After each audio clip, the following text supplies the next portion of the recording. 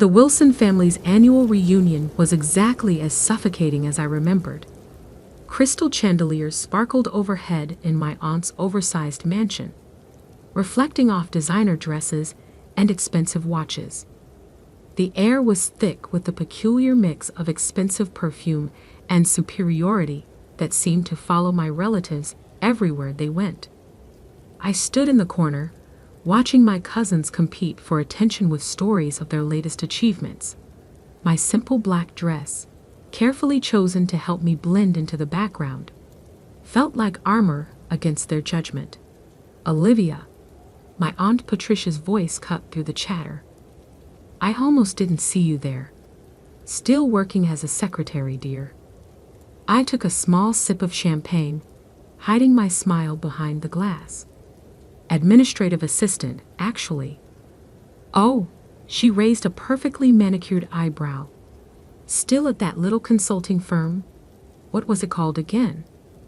"Summit Solutions," I replied quietly. My cousin Ethan, fresh from making partner at his father's law firm, couldn't resist joining in. "Come on, Liv. I could get you a real job. Something with actual career potential." I thought about the stack of contracts waiting for my signature back at my office. My real office, not the carefully maintained cover I showed the world. "I'm happy where I am, thanks." "Happy?" Aunt Patricia's laugh could have cut glass. "Darling, you're wasting your potential. Your cousins are all executives, partners, real business people, and you're still pushing paper for someone else. If only they knew that someone else was me." The story of how I built my empire in secret started 10 years ago, in this very house.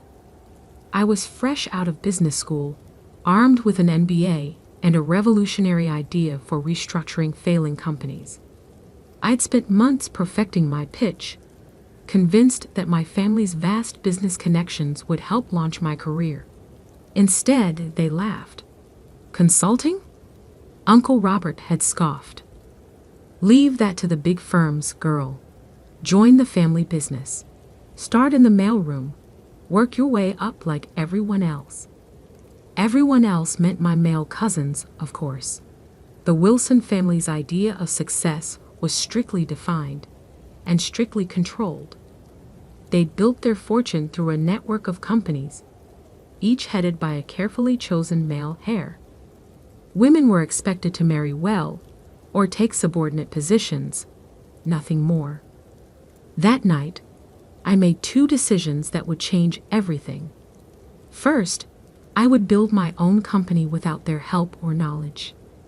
Second, I would make them regret every dismissive word. Summit Solutions began in a tiny office above a Chinese restaurant. My savings covered the rent, barely. But I had something more valuable than money. I understood how companies worked, how they failed, and most importantly, how to fix them.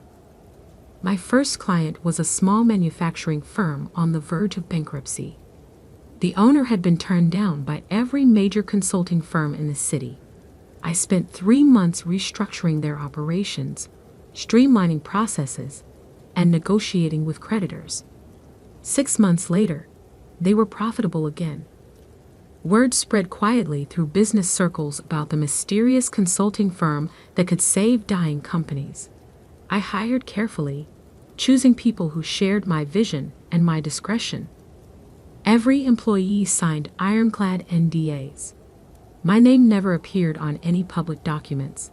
I was simply the CEO. As Summit Solutions grew, I maintained my cover as a low-level employee. I kept the tiny office above the restaurant, even as we expanded into a sleek downtown headquarters. When family members asked about my job, I described mundane administrative tasks, watching their eyes glaze over with disinterest. The deception wasn't just about pride, it was strategy. The Wilson family's business empire was built on acquiring struggling companies at rock-bottom prices. My firm's specialty was saving those same companies before they became vulnerable to hostile takeovers. We worked in the shadows, quietly thwarting my family's predatory practices while building our own success. Now, 10 years later, Summit Solutions was one of the most influential consulting firms in the industry. We had offices in 12 cities, a client list that included Fortune 500 companies, and a reputation for turning failing businesses into success stories. And not one of my smirking relatives had any idea. More champagne, dear. Aunt Patricia's voice yanked me back to the present. Though perhaps you should stick to water. I imagine your salary doesn't leave much room for expensive tastes. I accepted the champagne with a practiced smile. Thank you, Aunt Patricia. How's Uncle Robert's new acquisition going? Williams Manufacturing, wasn't it? Her smile faltered slightly. There have been some complications. Nothing Robert can't handle, of course. What she didn't know was that those complications were my doing. Williams Manufacturing had been a target of my uncle's hostile takeover attempt. They'd reached out to Summit Solutions 3 months ago, desperate for help. Now they were implementing our restructuring plan. Their stock price was rising, and Uncle Robert's attempt to seize control was falling apart. I heard they hired some consulting firm, my cousin Ethan added. Probably throwing good money after bad. Those consultants are all the same. Big promises, no results. I hid another smile. Summit Solutions' fee for saving Williams Manufacturing was more than Ethan would make in 5 years at his father's firm. Oh, which firm? Summit something, he waved dismissively. Nobody important. Dad says their CEO won't even show their face. Probably some trust fund kid playing at business. My phone buzzed in my clutch. A message from my actual assistant. Emergency meeting tomorrow, 9 a.m. Wilson Ventures representatives requesting merger discussion Williams Manufacturing. Urgent response needed. I scanned the message twice. Realization dawning. They were finally admitting defeat with Williams Manufacturing. After failing to acquire the company, they were now seeking a merger, which would require approval from Williams' consulting firm. My firm. Tomorrow morning, my family would walk into a meeting expecting to strong-arm their way into a merger. Instead, they would find themselves facing the secretary they dismissed for the past decade. Except I wouldn't be bringing coffee. I would be sitting at the head of the table. Everything all right, dear? Aunt Patricia asked, noticing my expression. I finished my champagne and gave her my brightest smile. Perfect, actually. I should head home. Early meeting tomorrow. Oh?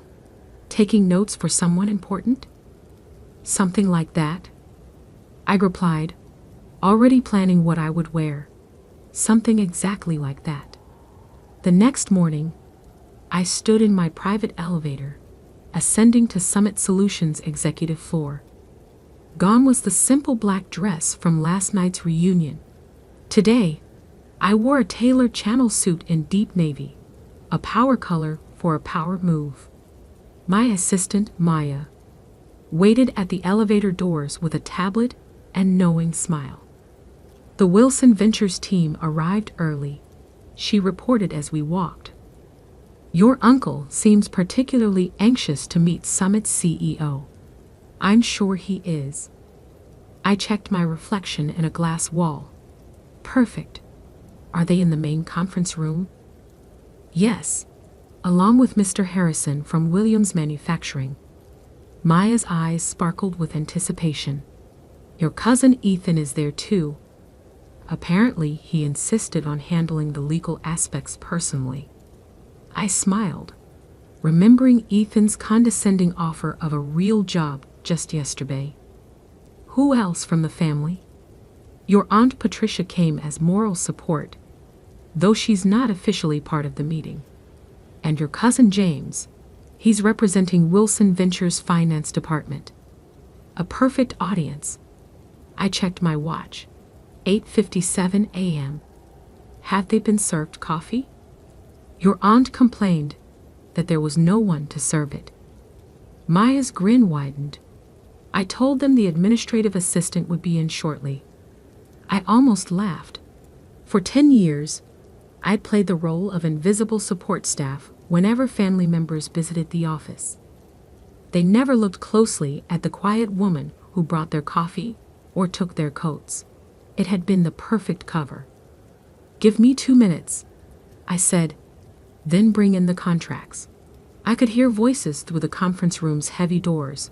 My uncle's authoritative tone, Aunt Patricia's sharp laugh, Ethan's smug commentary. Taking a deep breath, I pushed the doors open. The conversation stopped abruptly. My uncle sat at one end of the long table, apparently having assumed the power position. Ethan and James flanked him, both in expensive suits that screamed family money. Aunt Patricia perched nearby, examining her manicure with practiced disinterest. Mr. Harrison from Williams Manufacturing sat alone on the other side, looking uncomfortable. Finally, Aunt Patricia sighed. "We've been waiting for coffee for..." She stopped, really looking at me for the first time. "Olivia? What are you wearing? And why aren't you carrying coffee?" I walked calmly to the head of the table, the seat directly opposite Uncle Robert. "I don't serve coffee anymore, Aunt Patricia. In fact, I never really did." "What is this?" Uncle Robert demanded. "Where is Summit's CEO? We were promised a meeting with the actual decision maker." "You have been." I sat down, enjoying the confusion on their faces. "I am the CEO of Summit Solutions. I have been since I founded the company 10 years ago." The silence that followed was deafening. Ethan's mouth opened and closed like a fish out of water. James dropped his pen. Aunt Patricia's perfectly maintained composure cracked. Uncle Robert recovered first, his face reddening. "This is absurd. You're a secretary." "No," I said calmly. "That was a cover. A very effective one, apparently, since none of you ever looked past it. You were so convinced I couldn't be successful that you never noticed I already was." Maya chose that moment to enter with a stack of contracts. She distributed them efficiently, then took her place standing behind my chair. "These documents," I continued, "outline the terms under which Summit Solutions will consider approving the merger between Wilson Ventures and Williams Manufacturing." "Consider approving?" Ethan sputtered. "You can't be serious. This is a joke, right? Some kind of elaborate prank?" I pulled out my phone and projected Summit's latest financial statements onto the wall screen. Summit Solutions currently manages over $12 billion in client assets. We have a 94% success rate in corporate restructuring, and our approval is required for any major changes to Williams Manufacturing's business structure. I smiled at my stunned relatives. "Does that look like a joke to you?" "This is impossible," Aunt Patricia whispered. "You're nothing. You've always been nothing." "That's exactly what you were meant to think." I turned to Mr. Harrison. "Would you like to explain to my family why you chose Summit Solutions over Wilson Ventures' original offer?" Mr. Harrison straightened in his chair. "Summit's reputation is unparalleled. When Wilson Ventures attempted their hostile takeover, Summit's restructuring plan saved our company. We've increased profits by 47% since implementing their strategies." "Restructuring plan?" James looked like he might faint. "The plan that destroyed our acquisition attempt. That was you, among others." I began listing cases on my fingers. Peterson Electronics, which you tried to acquire last year. Maritime Shipping, which you underbid on last quarter. The Davidson Group, which mysteriously recovered just before you could buy them out. I leaned forward. For 10 years, I've been quietly undermining every predatory acquisition attempt your company has made. Uncle Robert's face had turned an alarming shade of purple. You deliberately sabotaged family business. No, I corrected. I built my own business, one that helps companies survive instead of devouring them for parts. The fact that it interfered with your plans was just karmic bonus. This is ridiculous, Ethan declared, standing up. I'm calling our lawyers. Sit down, Ethan. My voice carried an authority that made him freeze. You really should read those contracts in front of you, the ones your firm spent months trying to secure for this meeting. I watched realization dawn on his face. That's right. Your law firm's biggest client this year. That was me too. Maya stepped forward with another document. This is a summary of Summit's current market position and liquid assets. You'll note that we're now in a position to acquire controlling interest in Wilson Ventures if we choose. The room erupted in chaos. Aunt Patricia was practically hyperventilating. James was frantically checking the numbers on his phone. Ethan had collapsed back into his chair, looking shell-shocked. This is blackmail, Uncle Robert growled. No, I said quietly. This is business. The kind you taught me, I'd never be capable of handling. I stood up, smoothing my jacket. You have until 5 p.m. today to review the merger terms. They're very generous, considering our position. If you decline, Summit Solutions will begin purchasing Wilson Ventures stock on the open market tomorrow morning. I headed for the door, then paused. Oh, and Aunt Patricia, that champagne you so graciously offered me last night. I own the vineyard that produces it. Bought it last year. The coffee you were so desperate for this morning. That chain too. I smiled sweetly. Turns out my salary does leave room for expensive tastes after all. The door closed behind me on their stunned faces. In my private office, I finally allowed myself a moment to process what had just happened. 10 years of careful deception, of playing the invisible underachiever, had led to this moment. Maya appeared with a real cup of coffee, my favorite blend from my own coffee chain. Was it worth the wait? I thought about all the times I'd served coffee in this very office, watching my family dismiss me, underestimate me, write me off as nothing more than a secretary. Every single second. My phone buzzed. Messages already pouring in from family members who must have heard about the meeting. I silenced it without looking. They'd have plenty of time to process their new reality. Right now, I had an empire to run. And for the first time in 10 years, I could finally do it without hiding who I really was. The next 48 hours were exactly what you'd expect when a family built on power and appearances suddenly discovers they're not at the top of the food chain anymore. The messages started pouring in almost immediately after the meeting. Aunt Patricia, darling, let's discuss this over lunch. You always were my favorite niece. Ethan, come on, Liv. We were just joking around. Family should stick together. James, you can't do this to us. We're blood. I ignored them all, focusing instead on the rapid-fire emails from Wilson Ventures board members. They weren't stupid. They could see which way the wind was blowing.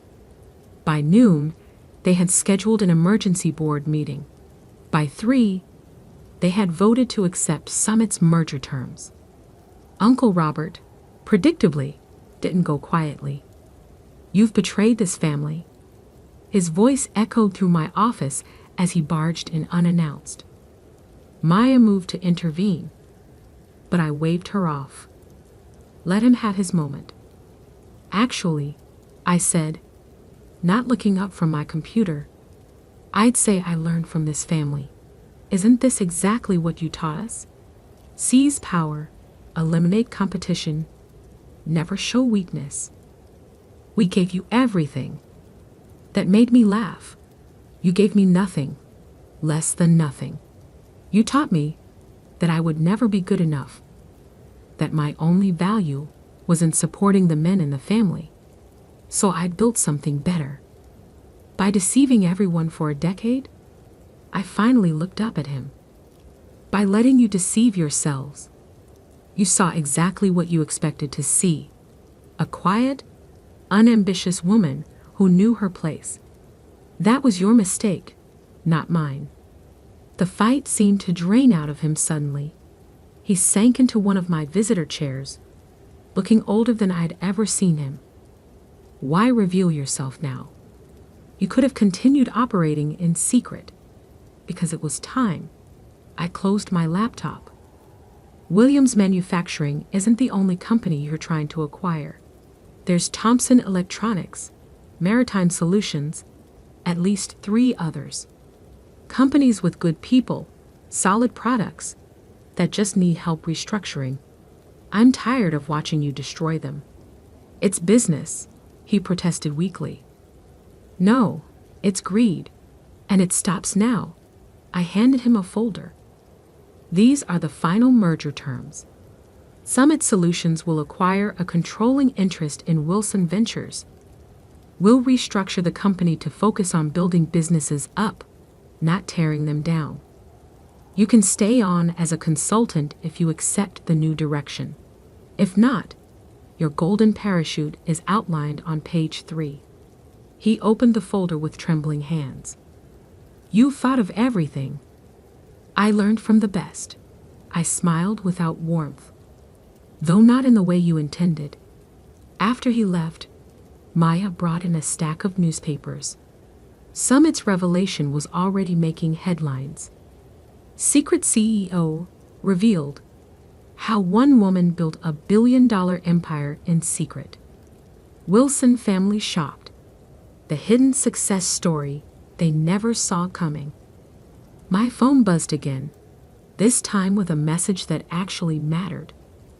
My mother, who had divorced Uncle Robert's brother years ago and distanced herself from the Wilson family's toxicity, had sent a single line. I always knew you would show them. The next few weeks were a whirlwind of changes. Wilson Ventures board enthusiastically embraced Summit's new direction. Their stock price jumped 40% on the announcement of the merger. Companies that had feared the Wilson name now sought partnerships. The press couldn't get enough of the story. Aunt Patricia tried to spin it as a heartwarming family success story. We always knew Olivia had potential, she told one reporter. This just proves that the Wilson spirit of entrepreneurship runs in the blood. I responded by releasing archived video of last year's family reunion, where she had spent 20 minutes explaining to everyone why I would never amount to anything. The footage went viral. She stopped giving interviews after that. Ethan attempted damage control in his own way, claiming he had been in on it all along. Unfortunately for him, too many people had witnessed his shocked face in that conference room. His law firm's other clients began questioning his judgment. Within a month, he was quietly asked to take a leave of absence. James adapted the fastest, approaching me with a business proposal just 2 weeks after the revelation. We could dominate the market together, he suggested over an awkward lunch. The Wilson Summit Alliance would be unstoppable. That's not what Summit Solutions is about, I told him. We don't dominate, we elevate. The real changes came in the quieter moments. The young intern who tearfully thanked me for showing her that success didn't require compromising her principles.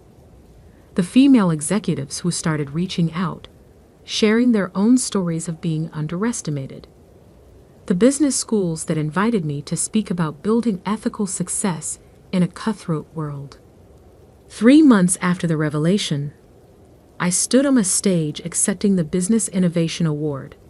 Looking out at the audience, I saw my mother sitting in the front row, beaming with pride. Behind her sat several of my former administrative assistants, all women who had helped maintain my cover while building their own careers within Summit. Success isn't about who has the most power, I told the crowd. It's about how you use the power you have. For 10 years, I played a role that made powerful people underestimate me. I could have revealed myself sooner, but I chose to wait until Summit Solutions was strong enough to create real change. The applause was thunderous, but the real satisfaction came later that evening. I was working late in my office when Maya brought in an interesting piece of news. Uncle Robert had just announced his retirement. His resignation letter included an unexpected paragraph. My niece taught me that true business success isn't measured in acquisitions or assets, but in the positive impact we create. I regret that it took losing control of my company to learn this lesson. I leaned back in my chair, thinking about the long game I had played. 10 years of careful planning, of swallowing pride and playing small, had led to this moment. Summit Solutions wasn't just successful, it was changing how business was done. The next family reunion would certainly be interesting. I planned to host it myself, in Summit's main conference room. The same room where I had served coffee countless times, watching and waiting for the perfect moment to show them who I really was. Maya knocked on my door. "Your 4 p.m. is here. The CEO of Thomson Electronics, the company your uncle was trying to acquire." I smiled. "Show them in. And Maya? Bring coffee for everyone. The good stuff from our chain." As I stood to greet my visitors, I caught my reflection in the window. No more hiding, no more playing small. I had built something remarkable, not despite my family's dismissal, but because of it. They had taught me that power doesn't always look like what people expect. Sometimes it looks like a quiet woman in a simple black dress, serving coffee and taking notes, while building an empire right under everyone's nose. The tabloids called it revenge. The business papers called it strategic genius. But for me, it was simply justice, served one corporate takeover at a time, with a side of perfectly brewed coffee. And somewhere, in a small office above a Chinese restaurant, my original desk still sits. I keep it as a reminder that success doesn't always wear designer labels or demand attention. Sometimes it works quietly, patiently, building something extraordinary while the world looks the other way. That's the real secret to success, not the power you show, but the power you build when no one's watching.